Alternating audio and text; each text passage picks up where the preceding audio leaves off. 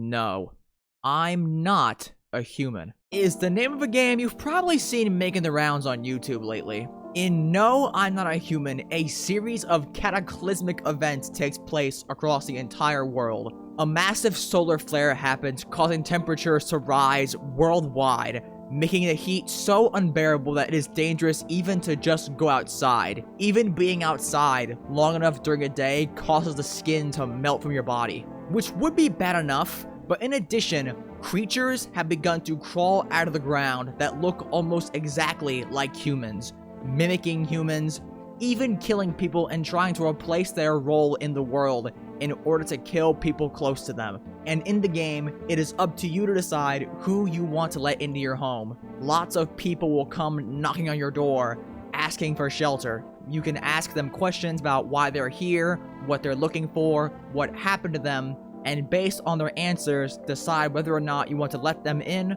or turn them away. And once they're in your house, you can test them for signs of being a visitor.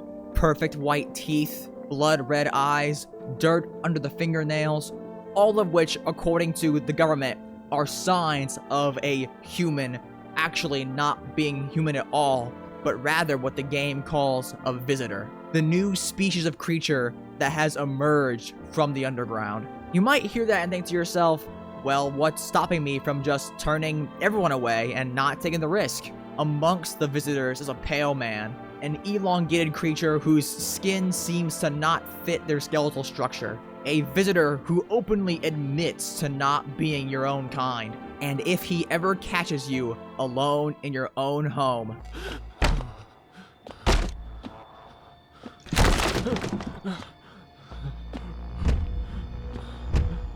there's a really good chance that if you watch YouTube daily, semi-daily, you've probably seen someone you know playing this game. And watching people play this game online got me thinking, I've been making commander decks for Magic the Gathering out of archetypes from Yu-Gi-Oh! Lately, but could I go further?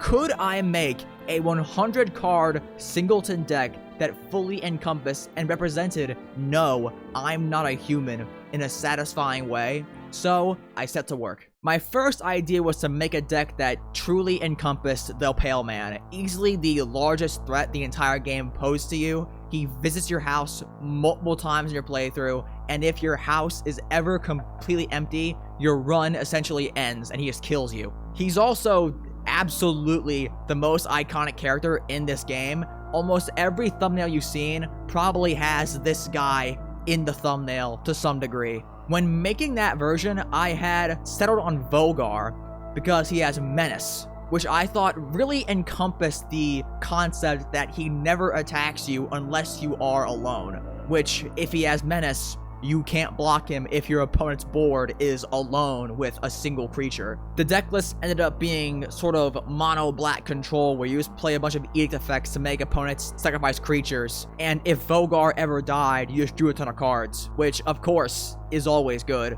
But this list kind of just ended up being a boring control pile, so I ended up scrapping the Vogar build because it frankly was just kind of boring and I don't think did a good job actually encompassing No, I'm Not a Human. I then swapped to Uriel, as Uriel has the immaculate vibe of being a creature that stalks you from afar, and the Pale Man can be seen multiple times through your window in your playthrough, simply staring you down, stalking you. I also believe that having access to white lets you make use of tragic arrogance effects, where you would make opponents choose to sacrifice all but one of a certain card type on their boards, and encompassing the idea of the Pale Man only ever attacking you if you're alone. And then you would give Uriel Menace through one of several auras to accomplish the same vibe that Vogar had. But unfortunately, I realized pretty quickly that Uriel was just that, Uriel.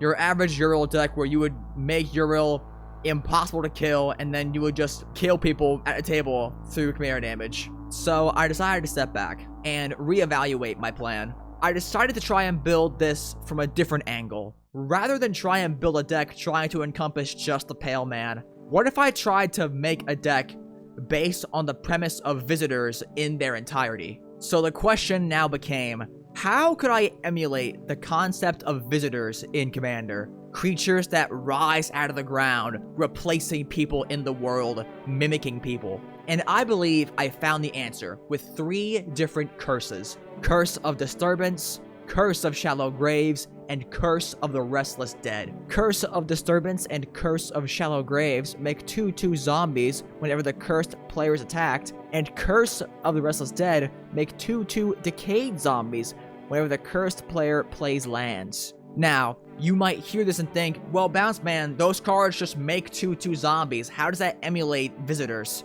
But there's a second card to this. A funny little card called Confusion in the Ranks. A 5-minute enchantment with whenever an artifact, creature, or enchantment enters, its controller chooses target permanent another player controls that shares a card type with it. Then, they exchange control of those permanents. So now, whenever one of our 3 curses causes us to make a 2/2 zombie, a creature that comes out of the ground, that zombie will then exchange control with another creature that one of our opponents controls, emulating the creature rising out of the ground, replacing that creature's role, mimicking it in the world. Whenever any player makes a zombie off of our curses, the zombie will swap places with another creature on the field, perfectly emulating visitors. So we know our deck needs a minimum of access to black and red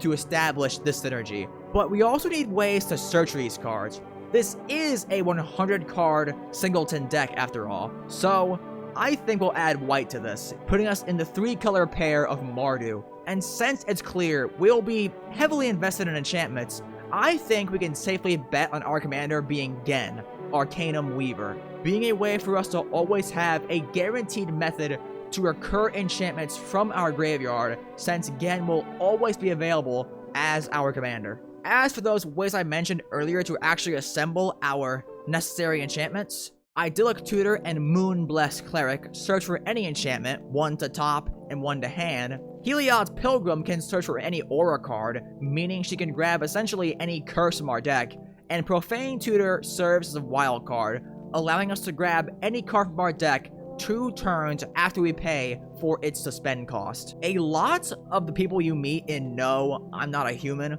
are very strange. A lot of people are, understandably, losing their minds as the world is seemingly coming to an end. Some decide to become vigilantes and go around hunting anyone they can identify as a visitor. Some claim the sun is a living being, burning people for their sins. And people generally are just very quick to kill people over signs that, in reality, aren't entirely conclusive as to whether or not someone's a visitor at all. I believe our best method of winning with this deck will be by causing as much chaos as you possibly can. Cards that force combat amongst our opponents, encourage our opponents to attack each other, and generally give our opponents a reason to keep their creatures away from us. Curse of Stalked Prey will give creatures +1/+1 counters, permanently buffing them if they ever attack the player we curse. Curse of Hospitality allows players to get card advantage through the cursed player's deck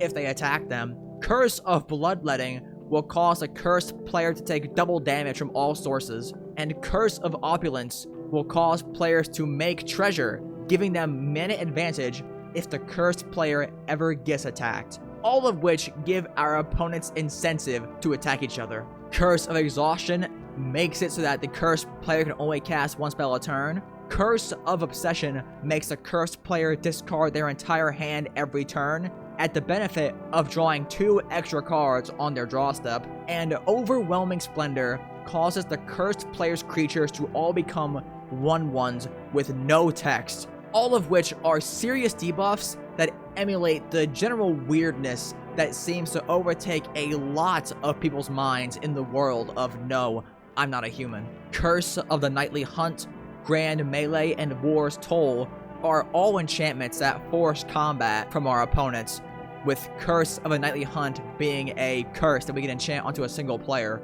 Hot Pursuit, and Nelly Borka are permanents on our field that can goad creatures our opponents control, forcing them to attack someone other than us if able. And Shiny Impetus and Ghoulish Impetus are 2 auras you can use to essentially curse a certain creature on the field, forcing them to be goaded forever as long as the impetus remains on the creature. And if Ghoulish Impetus ever leaves the field because the cursed creature dies, it will return to the field, cursing a different creature, being a super resilient way to keep threats away from us attacking our opponents. And finally, with all these curses I mentioned, I'd be a fool not to include Curse of Misfortunes. On each of our turns, we'll be able to go and search our deck for another curse to attach to the player cursed by Curse of Misfortunes. Easily one of the strongest cards in our deck. Curse of Misfortunes can allow us to grab all 3 of our zombie curses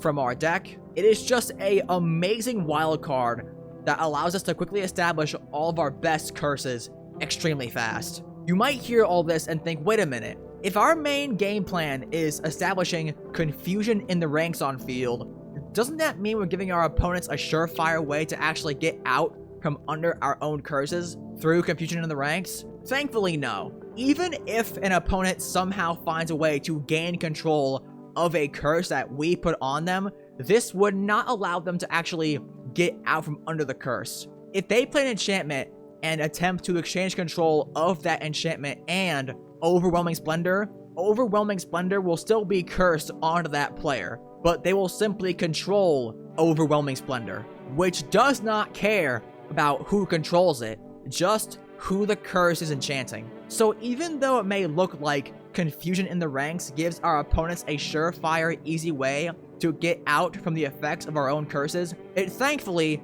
actually doesn't. And since confusion in the ranks is such a key card in our deck, we probably want some ways to recur it besides just Gen in the command zone. And I've opted for Monk Idealist, Oromancer, and Reconstruct History. Monk Idealist and Oromancer are simple 3-mana creatures that when they enter, allow us to return an enchantment from our graveyard to our hand, and Reconstruct History can return a card of each card type besides creature from our graveyard to our hand, allowing us to grab up to an instant, a sorcery, an artifact, and an enchantment. Finding shelter from both the sun and the visitors is a key theme in No, I'm Not a Human. What better way to represent that by preventing our opponents from being able to attack us with Pillow Fort effects, such as Ghostly Prison and Sphere of Safety. If our opponents want to attack us, they'll now be forced to pay mana to do so. If these effects get removed, or our opponent still decides to attack us, we also have some tricks in our hand with Ink Shield, Comeuppance, and Take the Bait. Ink Shield, for 5 mana at instant speed, will prevent all damage that would be dealt to us this turn, and will make a number of flying 2/1 creature tokens equal to the total amount of damage prevented this way. Comeuppance for 4 mana will cause each creature attacking us to actually deal the same damage they would deal to us to themselves, being a one-sided board wipe while also being a safety net for us, allowing each player to attack the Comeuppance player in the following turn, ideally killing them. And Take the Bait simply prevents all damage that would be dealt to us this turn and forces our opponent to attack a different player. With all that out of the way, let's move on to our staple effects. Categories of cards that every commander deck needs,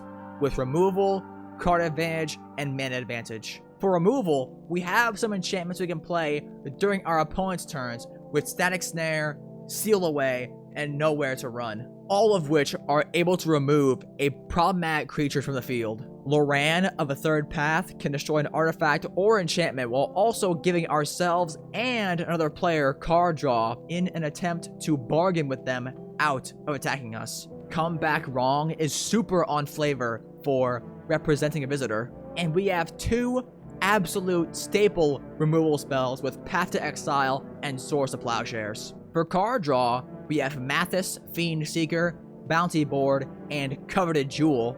Mathis and Bounty Board can mark creatures for death, where if said creature dies, each of that creature's controller's opponents will all draw a card, encouraging our opponents to once again attack each other rather than us. And Coveted Jewel is a 6-mana artifact that can tap for 3 mana, and when it enters, will draw 3 cards. And if somebody ever hits us, they'll gain control of Coveted Jewel and also draw 3 cards. But that's fine, because it's once again one more thing that causes our opponents to attack each other. All 3 of these cards draw us cards while also encouraging our opponents to interact with each other rather than us. Next, we have Demonic Lore and Treacherous Blessing, 3 mana enchantments that draw us 3 cards, while also having a downside, which thankfully we don't care about, because Confusion in the Ranks will allow us to draw the cards before giving it off to one of our opponents, causing them to take the brunt of the downside instead, rather than us. Secret Rendezvous and Loran of the Third Path, as previously mentioned, both give you political card draw, where you and another player draw cards for the sake of bargaining and politicking our way out of problems. Mesa Enchantress is just good in any enchantment-heavy deck. Xantia is essentially a visitor in form and function, entering under an opponent's control, being unable to attack us, and also having an ability any player can use to hurt its controller and draw cards. Massacre Girl gives our creatures Wither, playing into the fact that visitors are not quite human, causing them to deal damage in the form of -1/-1 counters, as opposed to normal damage. And if one of them ever kills a creature through damage, we'll draw a card. For mana advantage, as previously mentioned, we have Curse of Opulence, Coveted Jewel, Shiny Impetus, and Bounty Board, all being mana ramp for us, as well as being effects that encourage our opponents to attack each other rather than us. We have all 3 signets in our colors, a Soul Ring, a Felwar Stone, and an Arcane Signet. Starfield Mystic makes all our enchantments cost 1 less to cast. And finally, we have a Temple of the False God in a ramp slot, not in a land slot. I know we say this card is bad, I agree most of the time, but I think if it's taking a ramp slot and not a land slot, it's okay. The full deck list will be in the description down below, so do go check it out if you want to. If you are interested in seeing more Commander builds like this, please do let me know. This is the first time I've ever really made a Commander video like this, trying to make a deck based around an entire indie game. So I am very curious to see if you all do like this style of video. Thanks for watching, and I'll see you next time.